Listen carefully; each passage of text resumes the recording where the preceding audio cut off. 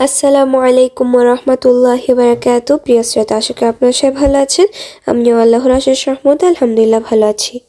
প্রিয় শ্রোতা, গত ভিডিওতে আমি আপনাদেরকে মানুষ মারা গেলে মৃত ব্যক্তির আত্মীয় স্বজনের শোকার্তদের সান্ত্বনা দেওয়ার 1 নম্বর দোয়াটি দিয়েছিলাম।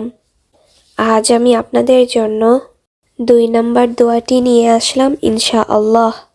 নবী করিম সাল্লাল্লাহু আলাইহি ওয়াসাল্লাম বলেছেন, তোমাদের মধ্য থেকে যদি তোমাদের কোনো প্রিয়জন দুনিয়া থেকে চলে যায়, তাহলে তোমরা এই দোয়াগুলো বেশি বেশি করে পড়ে শোকার্তদের জন্য আল্লাহর নিকট দোয়া চাইবা। আসুন আমরা এই মূল্যবান দোয়াটি জেনে নিই। বিসমিল্লাহির রহমানির রহিম।